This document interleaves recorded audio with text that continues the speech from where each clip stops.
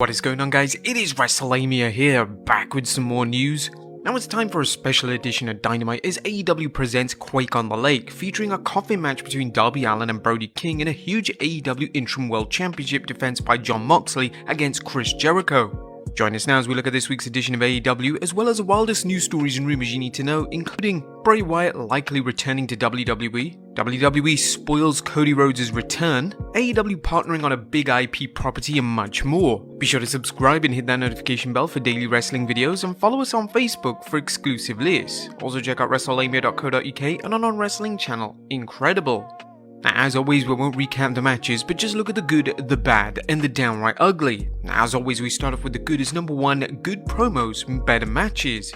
I'll leave it to Chris Jericho and Jon Moxley to cut 2 powerful promos before the main event match and remind fans why they're 2 of AEW's best on the stick. The real magic was when they stepped into the ring and delivered a match worthy of the trash talk and the main event moniker. As we've mentioned before, the promotion is careful in how it books rematches, so Jericho vs Moxley seemed as fresh when Moxley was in the hunt for Jericho's AEW World Championship. Now, this wasn't a pay-per-view quality match, but it certainly wasn't a TV match either.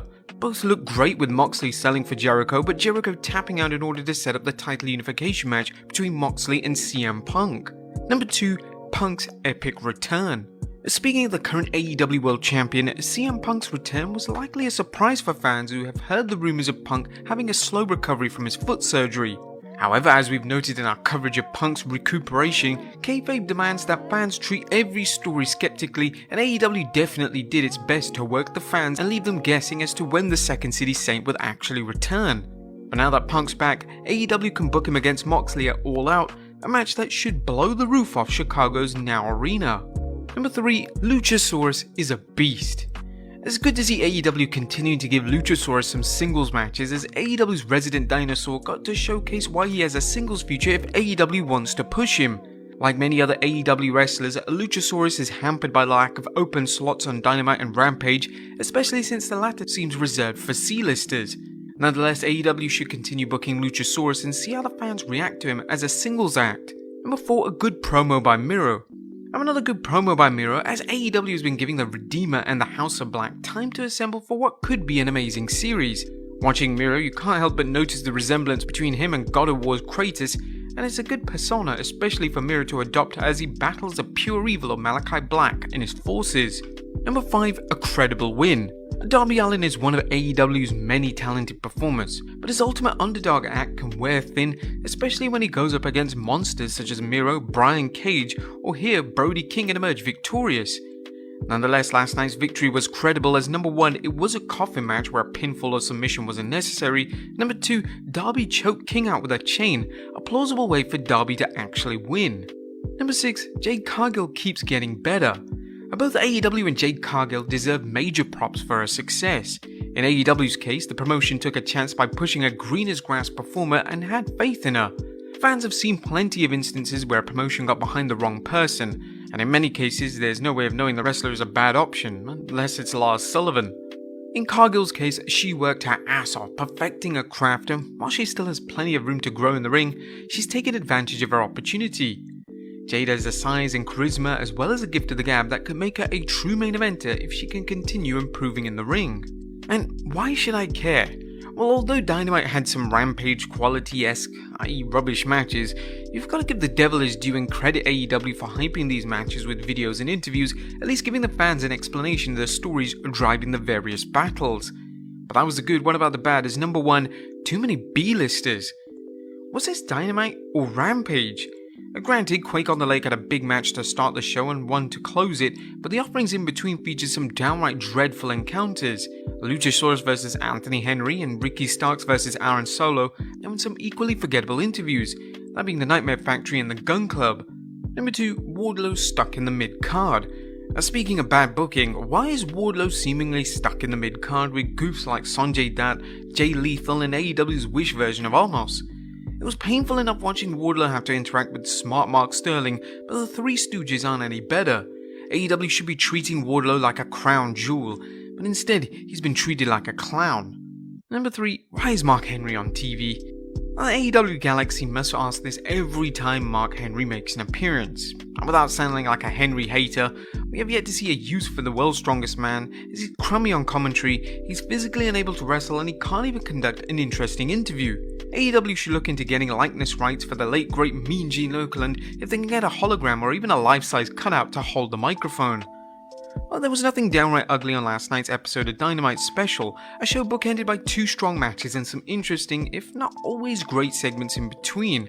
The main event match was implemented nearly perfectly with Mox emerging strong, and fans finally get the return of CM Punk.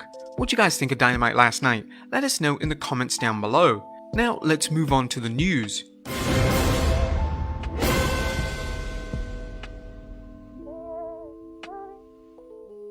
Now, first story looks at Bray Wyatt likely returning to WWE. Atop of today's news are reports that Bray Wyatt is headed back to the WWE, or at least likely. While we understand if you're skeptical after hearing about Wyatt's return for the last year, we also know some fans want to hear the latest rumours, regardless of how many times they've been spouted before.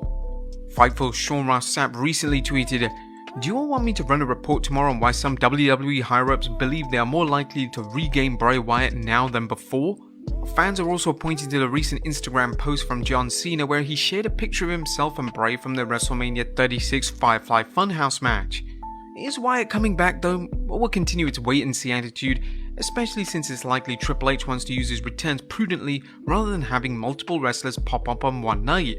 However, as we're about to see, one current WWE superstar can't wait for Wyatt to return, as Karrion Kross wants Bray Wyatt and Alexa Bliss. A recently returned superstar, Karrion Kross, is jumping to the head of the queue when it comes to facing Bray Wyatt. Kross recently issued a challenge to Wyatt and Alexa Bliss for a Hell in a Cell match involving himself and Scarlett. Sportskeeda commented on the recent Instagram post from Kross saying, "Ever since his return to WWE, Kross has been hyping himself via his Instagram stories. His latest story hints that he's interested in a mixed tag match at Hell in a Cell against former WWE star Bray Wyatt and Alexa Bliss with Scarlett by his side." Now this could be a fantastic encounter if the WWE was to reunite Wyatt and Bliss. Would you guys like to see this match? Let us know in the comments down below. Next up, did WWE spoil Cody Rhodes' return? Or did a recent tweet ruin Cody Rhodes' return? Well, fans and wrestling writers alike are asking this after Toronto's Scotiabank Arena tweeted an advertisement for the upcoming 22nd August Raw. WWE returns to Scotiabank Arena for the first time in over 3 years. See Cody Rhodes vs Seth freaking Rollins on August 22nd. Now, is Cody returning? Well, it seems unlikely unless the WWE greatly exaggerated the extent of his injuries. A more likely situation is that this was a simple miscommunication between the WWE and the arena.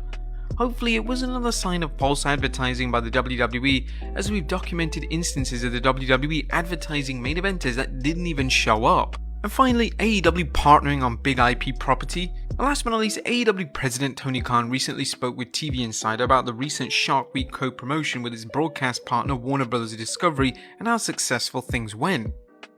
And now Khan says Warner Bros. Discovery has an even bigger crossover planned.